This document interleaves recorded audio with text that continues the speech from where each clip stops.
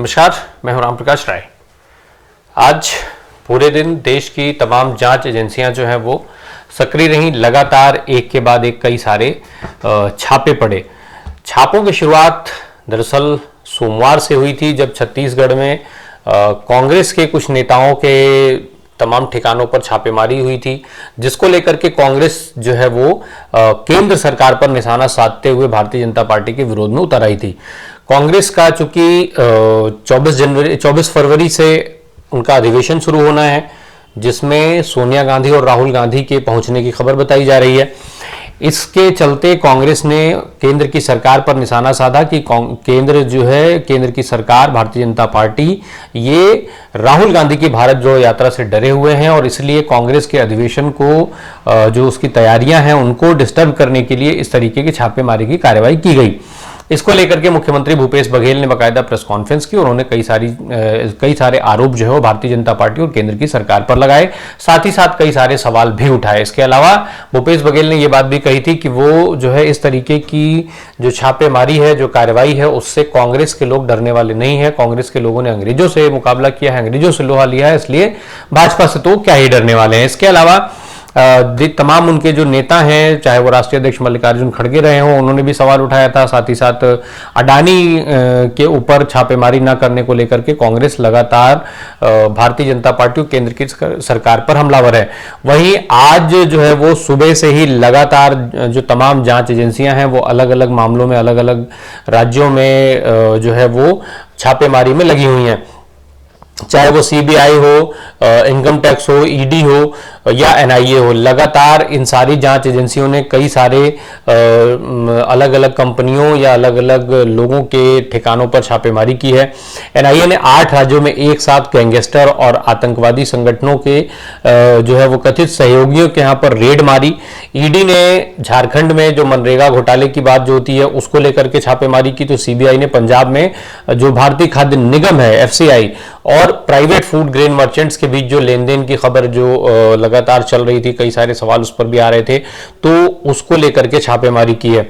इसमें जो इसके साथ साथ आईटी जो इनकम टैक्स है उसने जो रेड मारी की, वो अपलेक्स कंपनी जो है उसके 64 ठिकानों पर एक साथ आईटी ने रेड मारा है। इसमें से 200 से ज्यादा अधिकारी इस रेड में शामिल रहे, जो 8 बजे सुबह से शुरू हुई। वो उत्तर प्रदेश में छापेमारी हुई, दिल्ली, गुजरात, महाराष्ट्र, मध्य प्रदेश, वेस्ट बंगाल, जम्मू कश्मीर, हरियाणा, तमिलनाडु, उत्तराखंड और हिमाचल प्रदेश जैसे जो तमाम राज्य हैं, इन राज्यों में कई ठिकाने जो हैं, इनके कई अलग अलग ठिकानों पर वित्तीय अनियमितता को लेकर के जांच के चलते ये छापेमारी जो है इस तरीके की हुई है।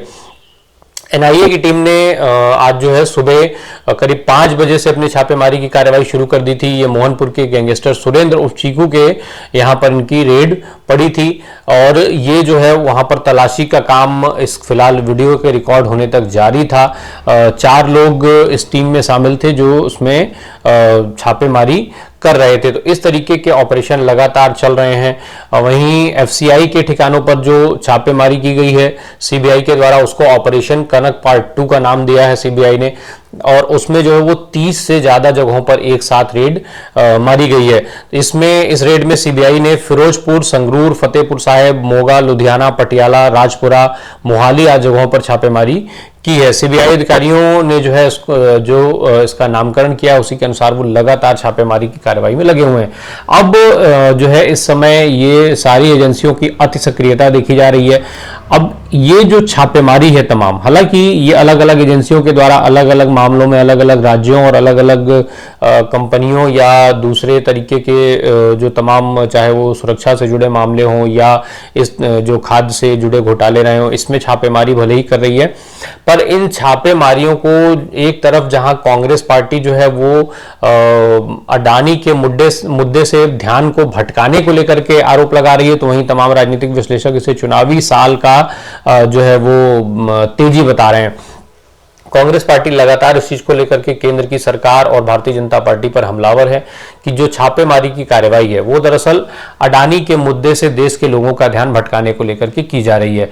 आपको याद दिलाते चले कि हिंडनबर्ग के खुलासे के बाद से लगातार अडानी के जो वित्तीय लेन देन, जो अडानी ग्रुप की कंपनियों का जो वित्तीय लेन देन का मामला था, जिसमें हेरा फेरी का आरोप लगाया गया, हिंडनबर्ग की तरफ से बड़े खुलासे किए गए अडानी को लेकर के, उसके चलते कांग्रेस पार्टी पहले से ही प्रधानमंत्री नरेंद्र मोदी सहित जो है वो भारतीय जनता पार्टी को कटघरे में खड़ा करती है, केंद्र की सरकार को कटघरे में खड़ा करती है।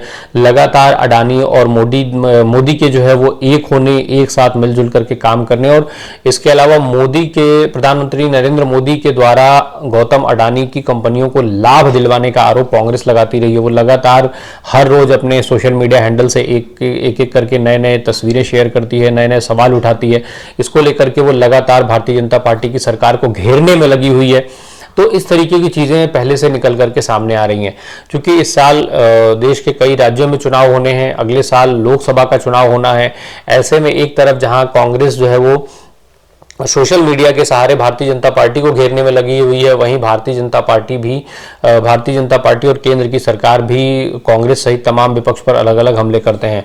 खुद प्रधानमंत्री इसको लेकर के संसद में कह चुके हैं कि ईडी के डर के चलते ही ये सारे राजनीतिक दल जो है वो एक प्लेटफॉर्म पे आ गए। तो इस तरीके के जो आरोप प्रत्यारोप हैं, उन आरोप प्रत्यारोपों के बीच में ये तमाम जांच एजेंसियों की जो बड़ी कार्रवाई है वो निकल करके सामने आ रही है, वो देखने में आ रही है। लगातार जांच एजेंसियां अलग अलग मामलों में अलग अलग लोगों के ठिकानों पर छापेमारी कर रही हैं। कांग्रेस के जब नेताओं के यहाँ छत्तीसगढ़ में छापेमारी, तो कांग्रेस की तरफ से ये आरोप लगाया गया कि ये छापेमारी 1 महीना पहले या 1 महीना बाद में भी हो सकती थी। आखिर क्यों इसी समय को चुना गया? और जब अधिवेशन की तैयारी हो रही है, 4 दिन के बाद जो है वो अधिवेशन होना है, ऐसे में ये छापेमारी क्यों की गई है?